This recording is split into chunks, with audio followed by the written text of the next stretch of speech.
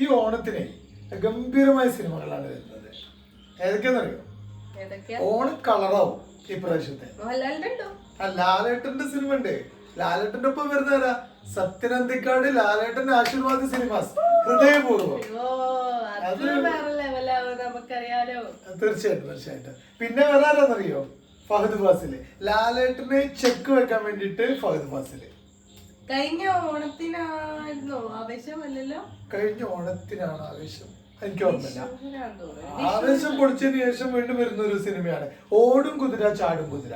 അത് ഓണത്തിന് ലാലേട്ടന്റെ ഹൃദയപൂർവ്വത്തിന് ചെക്ക് ഇടാൻ വേണ്ടിട്ട് വരുന്നുണ്ട്. ഒപ്പം നമ്മുടെ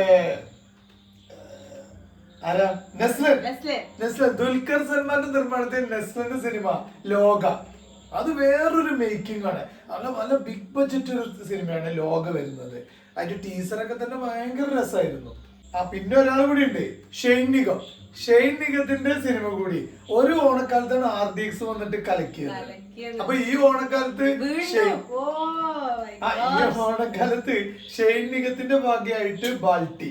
അപ്പൊ പിന്നെ ഫഹദ് ഫാസിന്റെ ഓടും കുതിര ചാടും കുതിര, പിന്നെ നെസ്ലന്റെ ലോകൊക്കെ ഭയങ്കര സംഭവം. നെസ്ലന്റെ വേറൊരു മേക്കിംഗ് ആണ്. എന്തായാലും അതുപോലെ ഹൃദയപൂർവ്വം ലാലേട്ടൻ സത്യനന്ദിക്കാടിന്റെ പഴയ കൂട്ടുകാരുടെ.